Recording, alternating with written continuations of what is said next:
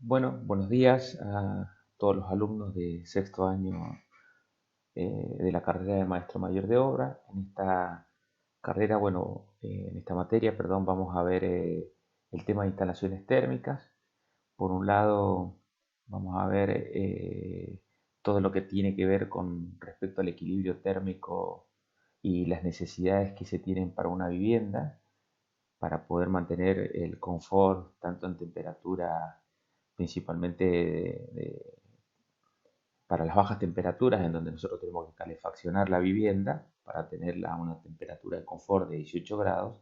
Y bueno, en casos excepcionales cuando la temperatura supera los 35 grados y nosotros tenemos que tener la vivienda a una temperatura de 24 grados.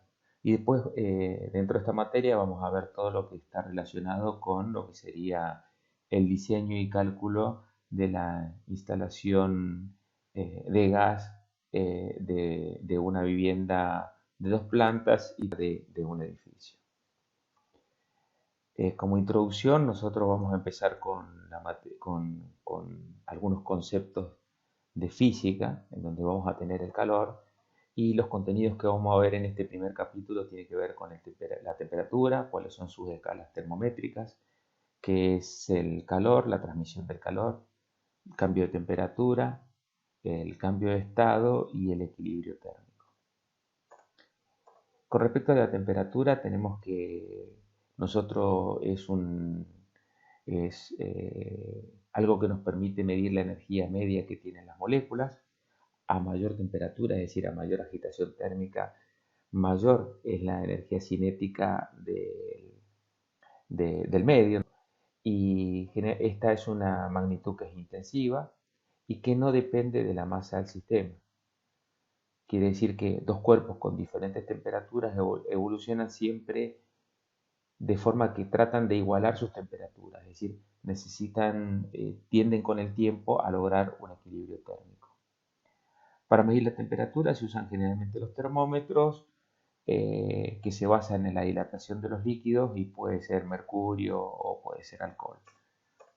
Con respecto a las escalas térmicas, nosotros la más utilizada acá en la Argentina es la centígrada o Celsius, que es la que usamos nosotros normalmente y se caracteriza por dos puntos en donde el cero es el punto de fusión del agua, es decir, cuando pasa del estado sólido al estado líquido, punto de congelación, y el otro serían los 100 grados centígrados, que es el punto de ebullición, que es cuando el agua pasa del estado líquido al estado gaseoso.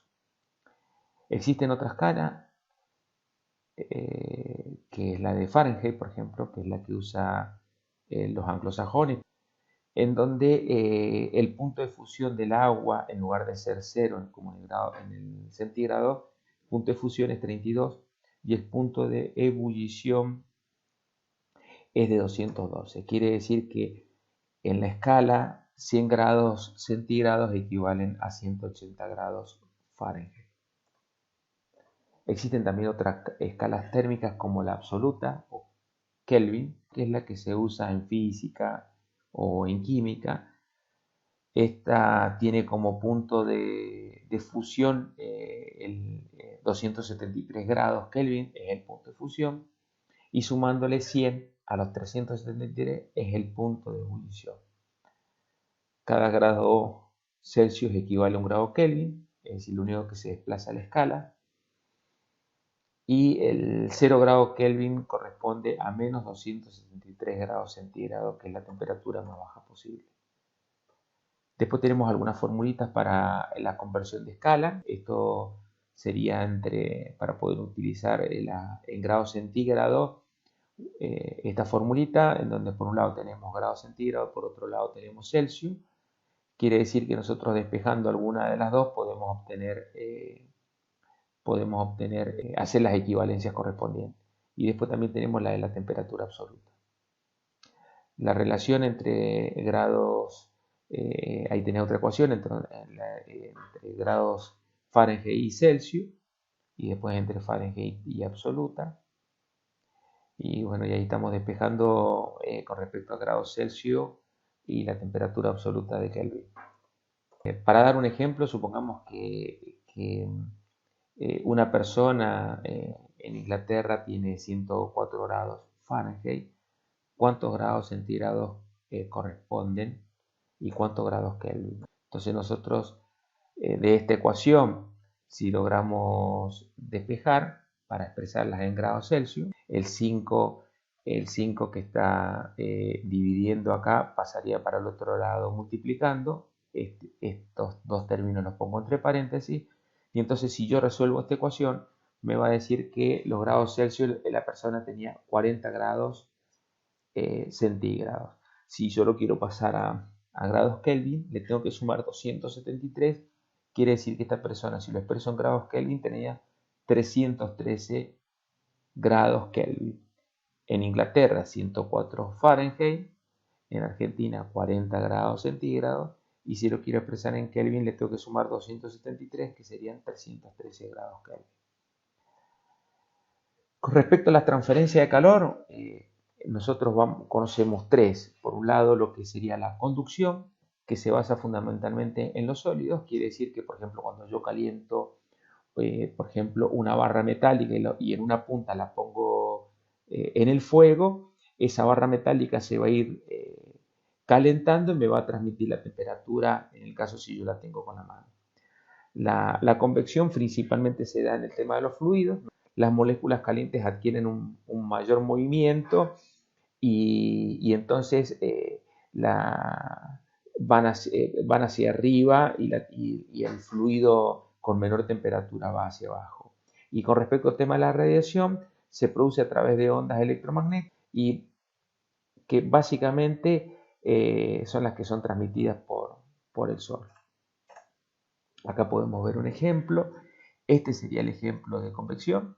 Cuando nosotros calentamos el agua, por ejemplo, en una pava, hay circulación. Acá está el agua que está más cerca en contacto con el fuego, se calienta. Como se dilata, sube y bueno, y así se produce la circulación entre el agua caliente y el agua fría, que en este caso al ser más pasada va hacia abajo y así va circulando. Por conducción, si yo lo pongo en temperatura, se empieza a calentar, esto empieza a transmitir, a subir el calor, hasta que llega hacia el otro extremo. Esto sería por conducción.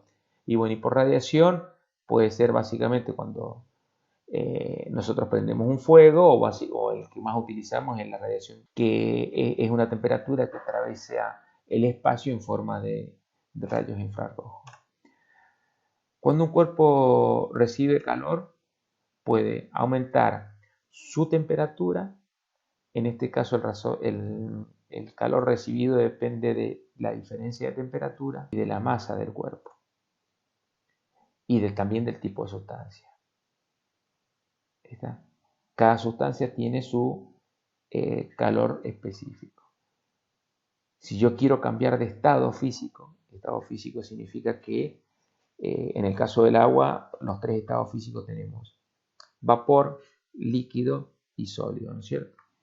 Cuando yo quiero cambiar de estado físico, en este caso la temperatura no varía, pero sí se necesita el calor recibido y depende de la masa del cuerpo y básicamente de qué tipo de sustancia. En donde acá vamos a tener el calor latente, que es el que se necesita para la fusión, y el calor latente que se necesita para la vaporización. Acá podemos ver un ejemplo de lo que pasa con el agua. El agua puede estar a menos 20 grados centígrados. Yo le comienzo a añadir calor y va a ir aumentando la temperatura hasta que llega a 0 grados.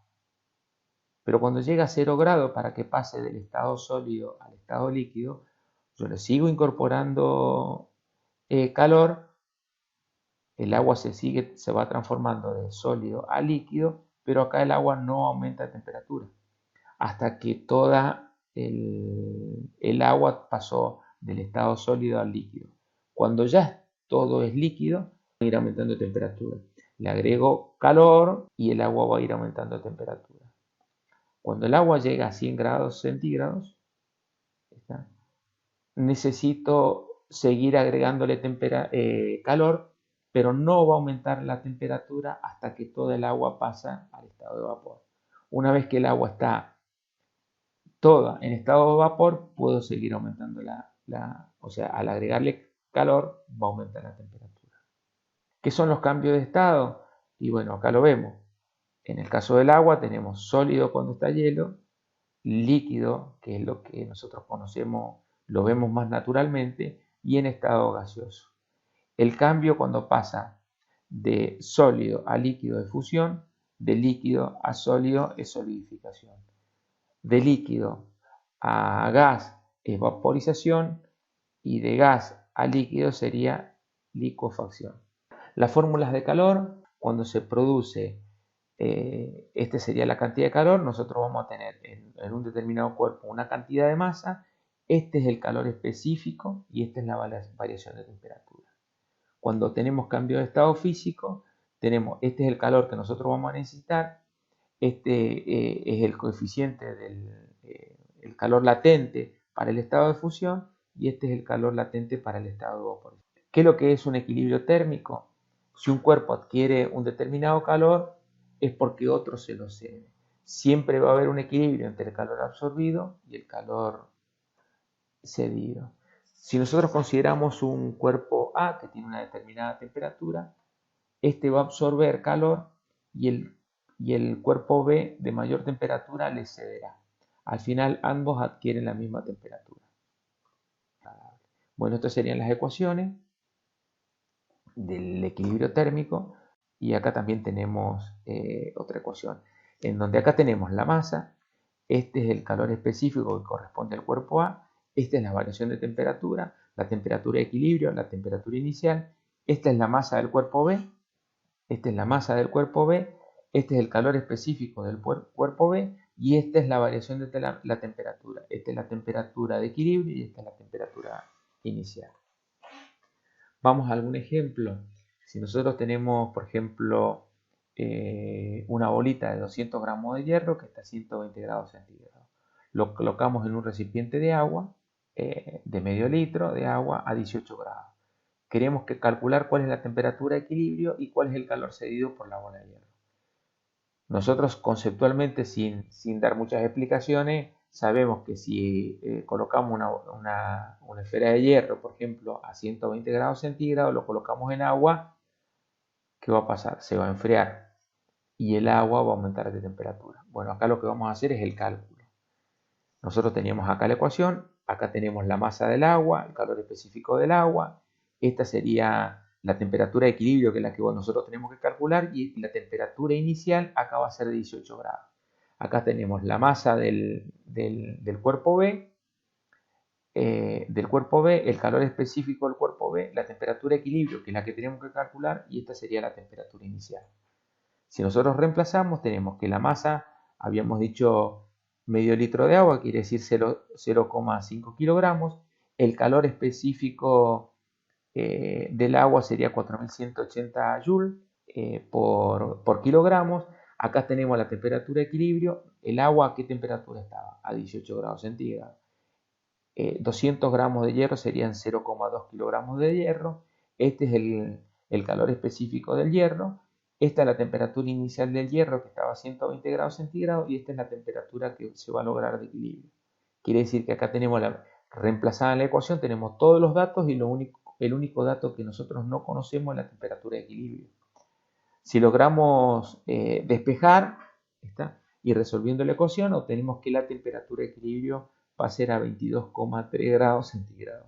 ¿Qué nos está diciendo esto? Que el agua y la bolita de hierro a un determinado tiempo van a quedar las dos a esta temperatura, 22,3 grados.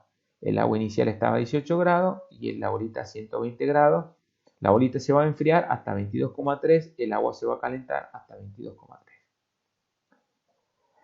¿Y cuál es el calor cedido? ¿No es cierto? ¿Cuál es el calor cedido? Nosotros teníamos que la masa, esta es la masa, este es el calor específico del acero, esta es la temperatura de equilibrio y esta es la temperatura inicial. Ahí podemos calcular cuál es el calor cedido, si sacamos o reemplazamos todos los valores, quiere decir que la bolita de hierro cedió 8990 joules, que es como se mide el calor específico. Bueno, muchísimas gracias.